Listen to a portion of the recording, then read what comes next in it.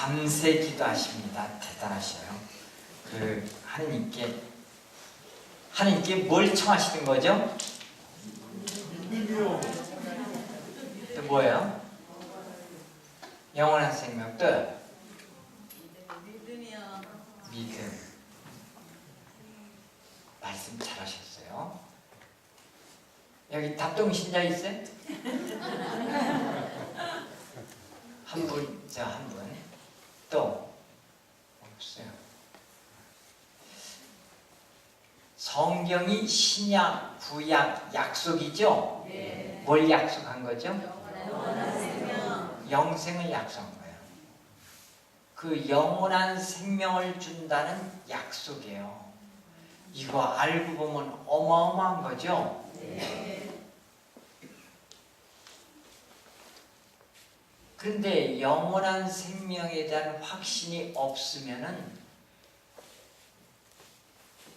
어떻게 될까요? 믿음이 없으면은 그게 신앙생활에 힘이 없어요. 유혹에 넘어가고 자꾸 불평불만하고 기도하기 잘 안 되고요. 영원한 생명에 대한 확신, 믿음을 가지면요 인생이 여유 있어요. 그리고 기도가 잘 되고요. 그리고 영원한 생명을 얻기 위해서 밭에 묻힌 보물이니까 다 팔아요. 다 팔아서 그 보물을 얻기 위해서 그 밭을 사기 위해서 다 파는 거예요. 오로지 밭을 사서 그 보물을 캐기 위해서. 그게 영생의 축복을 깨달은 사람은 그 밭을 사기 위해서 보물이 묻혀 있으니까 가진 걸 모두 팔아서 그 밭을 산다. 가진 것, 이 현실적인 건 문제가 아니에요. 영생을 얻기 위해서. 이게 신앙생활이에요. 목표가 죽음 넘어 영생에 있는 겁니다. 이게 하나님이 우리에게 주려는 약속이에요. 그 약속을 성서의 약속이에요. 성서. 근데 우리가 지금 성서 공부가 제대로 안 돼가지고 하나님이 주는 그 약속이 얼마나 큰 축복인가를 확신을 못하는 거예요. 그러니까 그냥 현실 삶에 묶여서 조그만 거 청해요. 그냥 돈 잘 벌게 해달라, 아들 뭐 축복받게 해달라, 뭐 병 고쳐달라, 그런 거 문제가 아니에요. 영생을 얻는 거기에 있어야 돼요. 그걸 믿는다면은 나머지 건 문제가 아닙니다. 아멘. 그리고 영원한 생명을 하나님은 준비해뒀다가 주려고 해요. 근데 하나님이 주려고 하는데 받지 못하면 바보잖아요. 지금 우리가 그런 처지예요. 하나님께서 얼마나 답답하시는데요. 답답하시다는 것은 제가 오늘 이 앨런 에임스 글을 가져왔어요. 앨런 에임스라고 호주, 오스트레일리아 사람인데 깡패죠, 깡패. 그러다 예수님 만나는 과정을 잠깐 소개하려고 그래요. 그 예수님을 만나서 이제 변화되고 예수님으로부터 은사를 받아서 예수님의 눈으로 받아쓰기 은사를 써요. 이제 환상을 받았어요. 우리나라 번역된 게 예수님의 눈으로 1권서부터 6권까지가 있어요. 이 문장은 예수님의 공생활을 쓴 건데 간결체 문장이에요. 그러니까 여기에 이제 뭐 여러 주교님들, 대주교, 또 여러 대주교님, 신부님, 여러 신부님들이 추천을 해요. 이건 가톨릭 교리와 전혀 모순이 없고 이건 분명히 하나님의 은사다. 이렇게 추천합니다. 크리스찬 출판사에서 나왔어요. 사적 계시라고 보면 돼요. 그러한 왜 이런 책이 나오느냐? 그러니까 하느님이 영원한 생명, 하늘나라를 준다는 걸 요새는 잘 믿질 않아요. 천주교 신자 중에서도 부활을 안 믿는 사람이 너무나 많은 거예요. 우리는 부활 종교예요. 부활을 안 믿으면은 그건 신앙도 아니에요. 그냥 그냥 기복적인 미신 믿는 거나 마찬가지예요. 근데 요즘 신앙이 부활을 믿기 어려워요. 이런 질문도 하고 막 그래요. 근데 하도 안 믿고 부활을 안 믿으면 인간이 악해져요. 악해져. 무한한 하느님의 영원한 생명, 이걸 믿어야지 인간이 겸손해지고 희생할 줄도 알고 이렇게 되는 겁니다. 하느님은 처음부터 영생을 주려고 목표를 잡은 거예요. 이게 인간에게 영생을요. 성경에 그런 게 나와요. 그리고 아브라함을 불러서 땅을 준다느니 뭐 그런 전부 다 적과 꿀이 흐르는 땅이라는 게 하늘나라를 상징하는 거예요. 다 구약에. 그게 다 신약에 오면은 하늘나라로 귀결이 됩니다. 그래서 처음부터 아브라함에게 땅을 준다. 적과 꿀이 흐르는 땅을 준다. 이스라엘 백성이 멀리 가면 약속의 땅을 준다. 이런 그런 개념들이 다 하늘나라를 주겠다. 영원한 생명을 주겠다는 예표예요. 예표. 그리고 신약에는 본격적으로 하늘나라를 준비해 주십니다. 그래서 성경 전체가 무슨 말이냐면 예수님에 관한 글이 돼요. 예수님에 관한 글. 이해가 되셔요? 네. 구약 성경에 예수님이 살았어요? 안 살았어요? 그런데 구약 성경도 예수님에 관한 글이라고 보거든요. 왜 그럴까요? 이게 이제 앞으로 공부해야 돼요. 구약은 예수님에 관한 미리 보여주는 글, 예수님의 사업을 미리 보여주는 하느님이 계획 속에서 보여주는 글이에요. 예표로서. 그러니까 이런 틀이 시각이 안 잡히면 믿음이 잘 자라기가 어려워요. 그것은 지금 우리 성서 공부 방법론들이 좀 전체를 못 보게 만들고 조각조각 분석하고 쪼개고 자꾸 과거로 옛날로 캐고 들어가다 보니까 역사 비판이라고 하는데, 그러니까 성서의 믿음을 갖기가 어렵게 만들었어요. 쪼개놓고 분석해서. 그 전체를 못 봐요.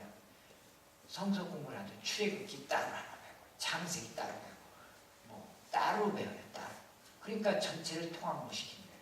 제가 뭐 비판하는 것 같아서 좀 죄송한데 실제 제 경험담이니까, 청년들 성서 연수한다고 해서 이제 미사 드리러 갔더니 요한복음까지 다 마쳤는데도 전체 보는 틀이 없어요. 요한복음까지 마치는 몇 년 걸렸어요.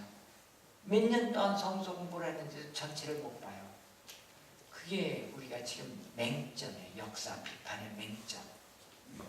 지금 성서 공부가 그러니까 신앙이 잘 안 자라게 돼 있어요. 오늘 예수님은 하느님의 원래 목적은 인간에게 영원한 생명 하늘나라를 주겠다는 거예요. 여기 이렇게 나와 있습니다. 루카복음 11장 32절에 보면요, 너희들 작은 양떼야. 루카복음 12장 32절에 12장 32절 31절에 이렇게 나왔어요. 오히려 너희는 그분의 나라를 찾아라. 그러면 이 모든 것도 곁들여 받게 될 것이다. 너희 작은 양떼여, 두려워 말라. 너희 아버지께서는 그 나라를 너희에게 기꺼이 주기로 하셨다. 하늘나라를 하느님께서는 기꺼이 주려고 하시는 거예요. 그런데 우리가 하늘나라가 주는지 많은지 있는지 없는지 미적지근하면 되겠어요? 안 되겠어요? 하느님은 주시려고 하는데 우리가 이걸 모르는 거예요. 못 알아듣는 거예요. 그러니까 지금 특별히 이 물질주의 시대에 하느님이 답답하니까 요즘에 뭐예요? 하늘나라에 대해서 자꾸 천당 얘기, 지옥 얘기, 사적 계시가 많이 나오는데, 오늘은 저는 앨런 에임스를 그가 체험담을 한번 써봤어요. 여러 신부님들, 주교님들이 추천을 하는데 그 사람이 이제 자기 고백한 글을 가져와서 이렇게 나왔어요. 호주 사람이에요. 오스트레일리아 앨런 에임스. 저는 가톨릭 신자로 영세를 받았는데 커서는 믿지 않았습니다. 기도도 안 했어요. 성당 가는 것은 보통 크리스마스 때나 부활절만 갔다고 그래요. 청소년 시절에는 저는 성당 헌금 상자에서 돈을 훔치곤 했답니다. 앨런 에임스가요. 왜냐하면 아버지는 알코올 중독에 빠지고 도박이 했기 때문에 집에 돈이 없대요. 그래서 도둑질 하다가 경찰에 붙잡혀서 기도했대요.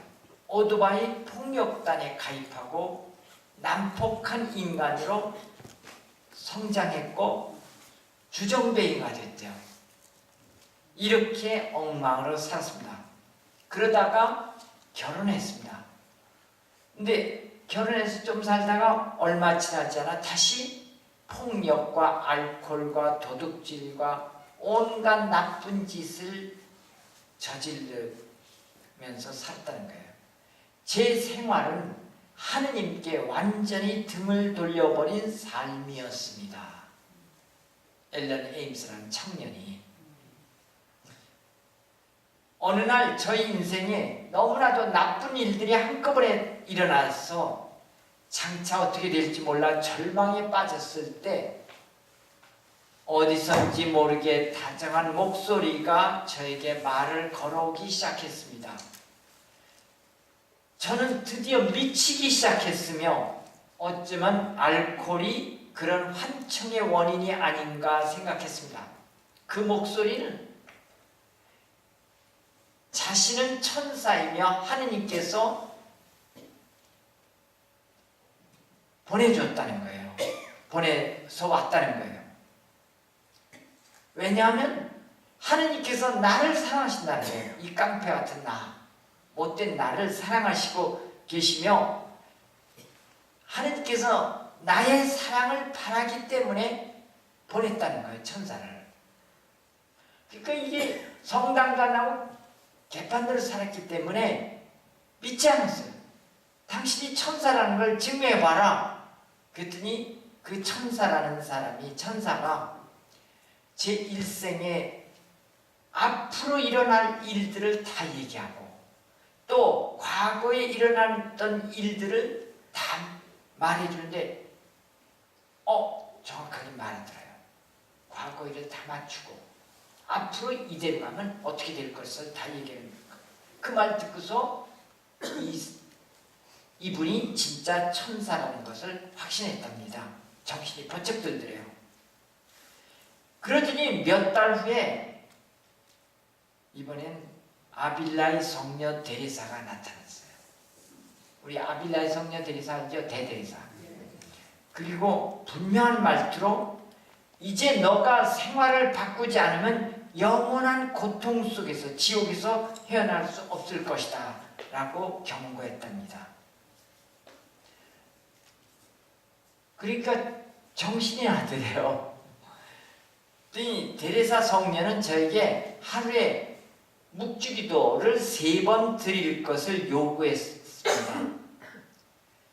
처음에 저는 불가능한 일처럼 생각되었습니다마는 데레사 성녀의 도움을 받아 묵주기도를 같이 했대요. 그리고 하다 보니까 기도를 끊치지 않고 계속 하고 싶어지더랍니다.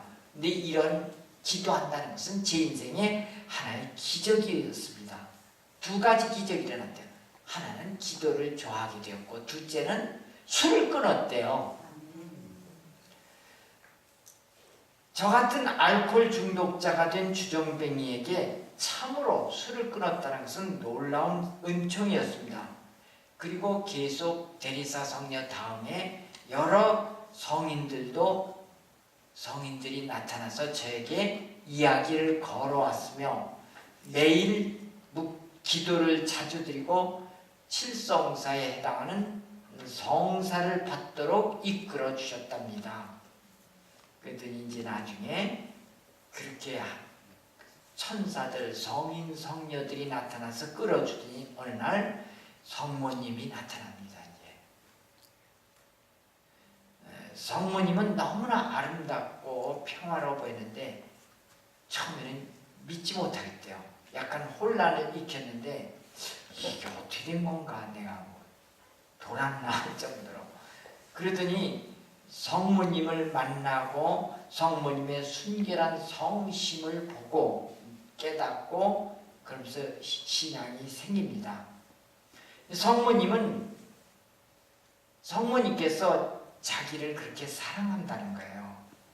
그리고 성모님을 보고 어머니라고 불러라. 그래서 저는 성모님을 엄마라고 부른답니다. 그리고 기도하고 성체를 모시도록 하면서 예수님의 믿음, 예수님께 대한 믿음으로 자꾸 끌어주셨대요, 성모님께서. 그러더니 어느 날 성모님이 이제 앞으로 예수님이 너에게 나타나실 것이다 라고 알려주더래요. 정말 그러더니 예수님이 나타나셨습니다. 1994년 2월 어느 날 제 생애에서 가장 놀라운 일이 일어났습니다. 예수님이 저에게 나타나셔서 이야기를 걸어온 것입니다. 예수님께서는 나는 너를 무척 사랑한다는 거예요. 그러니 너도 너 자신을 사랑해야 된다. 그리고 이제 예수님이 오셔서 제가 과거에 저질렀던 모든 죄들을 보여주기 시작하는 겁니다. 그 죄를 보여주면서 자기가 저지른 그 죄가 예수님에게 얼마나 큰 상처를 입혔는가를 보여주셨답니다. 자기가 앨런 에임스가 저지른 모든 죄가 예수님의 십자가상의 고통을 크게 만들었고 예수님의 십자가의 순환을 예수님에게 한몫 더 짐을 지어줬다는 것을, 그리고 내가 죄 지은 것이 예수님을 못 받고 상처를 주고 그랬다는 것을 보여줬습니다. 그리고 예수님이 제 영혼의 상태, 앨런 에임스 청년의 영혼의 상태를 보여줍니다. 그때 자기가 본 영혼은 어둡고 고약한 냄새를 풍기는 고름을 뿜어내는 상처들로 뒤덮여 있었습니다. 그 모습이 바로 죄 속에 있는 제 영혼의 모습이라고 말씀해 주셨습니다. 제 영혼이 그래서 이제 기도 생활을 하고 신앙생활하면 그 죄로 덮여진 그 고름난 영혼, 얼룩진 영혼이 얼마나 밝아지고 깨끗해지고 순수해질 수 있다는 것도 보여주었답니다. 너가 간청하고 앨런 에임스가 기도하기만 한다면 그 죄를 용서해주고 영혼을 깨끗하게 씻어주겠다는 거예요. 그러면서 예수님을 만나고 예수님이 끌어주는 저의 그 과거의 죄를 쫙 보여주니까 그냥 울고 통회하고 몇 시간 동안 울었답니다. 어디서 울고 그러냐면 그냥 침대 위에서 그렇게 몇 시간 동안 울고 그랬대요. 예수님께서는 과거에 내가 나쁜 짓 한 거, 과거에 잘못한 것들, 또 어릴 때 부모로부터 사랑받지 못하고 버림받았던 어두운 시절들, 그런 것들을 다 보여줍니다. 그런데 예수님은 그러면서도 우리를 사랑하고 나를 끌어주십니다. 너가 이제 앞으로 원하기만 한다면 이 모든 걸 치유시켜주고 영혼을 맑고 깨끗하게 해주겠다. 그러나 너가 죄를 지을 때마다 내 손에 못질을 하는 것이다 하면서 가르쳐 주십니다. 그때부터 저는 예수님과 사랑에 빠졌으며 기꺼이, 그리고 아무 조건도 없이 예수님께서 요구하는 것을 저는 모두 이행하겠다고 약속했습니다. 그날 저는 진실로 하느님께로 돌아왔습니다. 그래서 이제 예수께 물었대요. 나중에 왜 나 같은 그냥 못된 짓하고 도둑질하고 깡패로 살고 못된 짓을 한 저에게 성인, 성녀, 성모님, 천사들이 나타나서 저를 끌어주십니까? 그러니까 예수님이 이렇게 말하더래요. 내가 너 같은 사람을 사랑해주고 구원으로 이끈다는 것을 보여준다면은 이 세상에 어느 누구도 그렇게 나에게 간청하고 회개하고 돌아오는 사람을 나는 다 받아준다는 걸 보여주는 것이 아니냐. 그러니까 그 예수님의 뜻은 이런 못쓸 사람도 깡패도 그 못된 알코올 중독자도 원하기만 하면 하느님께서는 다 용서해주고 받아준다는 그 사랑을 보이는 거예요. 그래서 누구든지 예수님께 오더라, 나에게 오더라, 희망을 갖고 간청하기만 하면 내가 용서해주고 구원해준다는 걸 모든 사람이 알게 되지 않겠느냐, 이렇게 설명하더랍니다. 그날부터 저는 그래서 예수님과 사랑에 빠졌으며 지금 저는 매일매일 매 순간마다 예수님을 사랑합니다. 그래서 예수님이 여러 가지를 보여주시면서 저에게 은사를 줘요. 그래서 너에게 이제 메시지를 주는 것을 기록하라는 거예요. 그래서 그 메시지를 기록한 게 예수님의 눈으로라는 책으로 우리나라에 번역되어 나왔습니다. 근데 이 책은 뭐냐면 예수님의 공생활을 보여줬어요. 근데 제가 신심서적 중에서 제일 재밌게 읽은 것이 하느님이여 사람이신 그리스도이시라는 책 아세요? 그 마리아 발도르다 자매. 그 책은 문체가 화려하고 섬세하고 아주 길어요. 근데 그걸 좋아하는 사람 굉장히 좋아하고 아주 장면이나 묘사가 뚜렷합니다.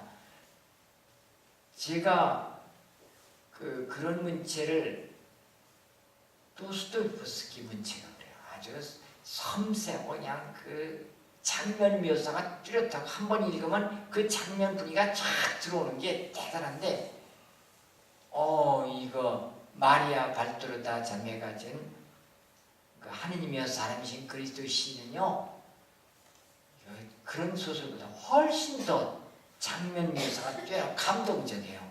제가 여지껏 이렇게 감동적인 소설책, 문학책으로 본다 하더라도 이런 문학책을 못 봤어요.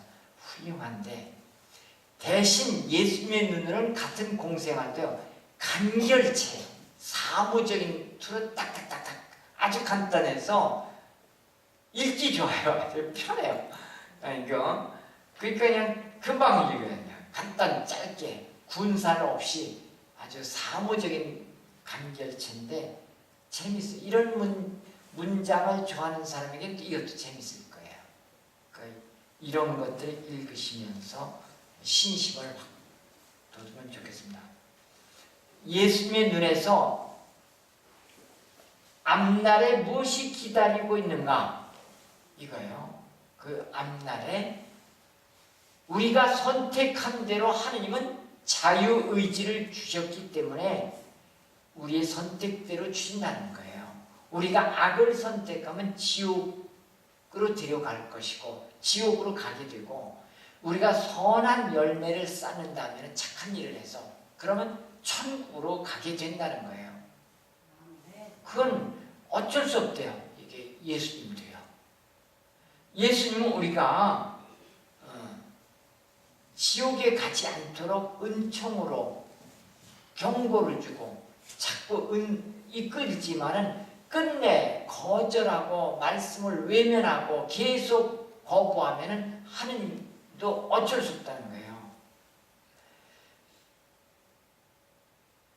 하느님께서는 자녀 하나라도 잃는 것을 원치 않으시는데 그래서 인도해주고 천국으로 데려가기를 원하시고 은총으로 도움을 주는데 하느님의 도움의 손길을 거부하고 악의 유혹을 받아들이고 하느님을 증오하고 그래서 하느님을 사랑하는 사람들을 해치게 되고 또 그 악의 유혹으로 하느님의 자녀들까지도 데리고 가려고 하고 악에 더욱더 깊이 빠지게 되면 하느님께서 아무리 도움을 주려고 하더라도 거부하게 되고 그러면 하느님도 어쩔 수 없다는 거예요. 그렇게 되면 아버지께서는 이 길 잃은 자녀들이 추구하는 것을 어쩔 수 없이 허락하신다는 거예요. 그들이 원하는 보상을 내려준다. 아버지께서 지옥문을 여시는 것은 그들을 완전히 잃어버렸을 때, 그들이 완전히 악에 빠져들었을 때 지옥문이 열리고 하나님께서 그 한 영혼을 잃어버리는 것을 허락한다는 거예요. 자기가 돌이킬 수 없을 정도로 악에 빠져 있을 때는. 그때 아버지께서는 진심으로 가슴 아파하시며 눈물을 흘리십니다. 사랑으로 가득 찬 이 세상의 모든 부모님들처럼 하느님 아버지께서도 자녀 하나를 잃었을 때 그 슬픔이 얼마나 크겠습니까?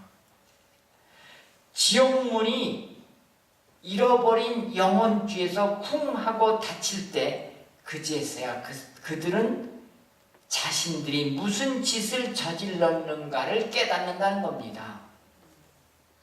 그때가 되었어야 그들은 자비를 구하지만은 그 자비는 그들을 위해 항상 일생 동안 곁에 있었는데도 그것을 거절했던 것입니다. 악마가 그들의 증오와 분노와 원한 속에 존재하고 있기 때문입니다. 그렇게 지옥에 떨어지면 그들은 죄악의 보상을 하느님으로부터 떨어져 살아야 하는 죄값을 치르지 않을 수가 없습니다.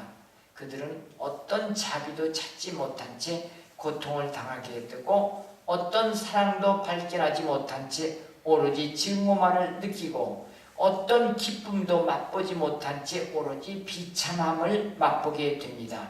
그리고 그칠 줄 모르고 영원히 불타오르는 불길의 바닷속에 빠져서 영영 헤어나지 못합니다. 사람들이 믿든 믿지 않든 간에 천국과 연옥과 지옥이 존재하는 것은 진리입니다. 이것은 생명의 진리입니다. 지상에서의 이 생명은 천국에서의 영원한 생명에 이르는 하나의 통로에 지나지 않습니다. 따라서 영원한 생명으로 갈 것이냐 아니면 영원한 고통의 존재로 이끌려 갈 것인가를 지금 살아서 선택해야 한다는 것입니다. 그래서 천국을 소개하고 또 이렇게 연옥도 있다는 것, 연옥도 분명히 강조해요. 여기서요. 그리고 지옥, 연옥, 천국 다 강조합니다. 지금 역사 비판, 종래의 그런 여지껏 해오던 성서 공부 방법들은 이런 천국, 지옥, 연옥 얘기 안 해요. 이게 공부 방법이 틀린 거예요. 그러니까 우리 신앙이 안 자라요. 근데 요즘에 말하는 이 사적 계시에서는 이 천국, 지옥, 연옥 강조합니다. 지옥이 없는 천국만도 강조하지 않아요. 천국을 강조하면 지옥도 있게 말입니다. 오늘 우리가 알아야 할 것은요, 이 성서에 전체적으로 봐서 성경이 우리에게 뭘 주시려고, 하나님이 우리에게 어떤 걸 주려는가, 하나님의 뜻이 뭔가, 그것을 확실히 안다면요 인생 함부로 못 살아요. 하나님이 영생을 주시려고 우리를 초대하고 있다는 것을 확실히 깨닫고 신앙생활 합시다. 오늘 일독서에 이렇게 됐어요. 나는 너와, 일독서 아브라함에게 이렇게 얘기해요. 나는 나와 너 사이에, 그리고 네 뒤에 오는 후손들 사이에 대대로 내 계약을 영원한 계약으로 세워 너와 네 뒤에 오는 후손들에게 하느님이 되어주겠다. 나는 네가 나그네서 해야 하는 이 땅, 곧 가나안 땅 전체를 너와 네 뒤에 오는 후손들에게 영원한 소유로 주고 그들에게 하느님이 되어주겠다. 처음부터 하느님은 땅을 준다는 약속이에요. 이 땅이 하늘나라예요. 하늘나라. 처음부터 하느님은 우리에게 하늘나라를 주려는 약속이에요. 믿음의 조상 아브라함 때부터 출애굽에서부터 유배지에 가니까 다시 약속의 땅으로 불러들이고 잃어버린 땅을 주려는 하느님, 그게 천국을 주려는 하느님의 뜻입니다. 영원한 생명 얼마나 좋은지 그 땅을 젖과 꿀이 흐르는 땅이라고 표현했는데 그건 하늘나라예요. 하늘나라. 그걸 주시려는 하느님, 너희 작은 양떼야 두려워하지 말라. 너희 아버지께서는 그 나라를 너희에게 기꺼이 주기로 하셨다. 근데 우리가 뭘 청하는가? 진짜 청할 것은 영원한 생명을 청해야 됩니다. 엄청난 축복이에요. 신앙이 영생의 문제를 모르고 신앙생활 하면은 그 신앙이 아니에요. 그래서 세상의 윤리 도덕과 다른 거예요. 이 신앙은. 그러니까 하느님께서 영생을 주신다는 걸 믿음을 가지고 살면은 어떤 어려움도 이겨나갑니다. 자, 봉헌성가 바칩시다.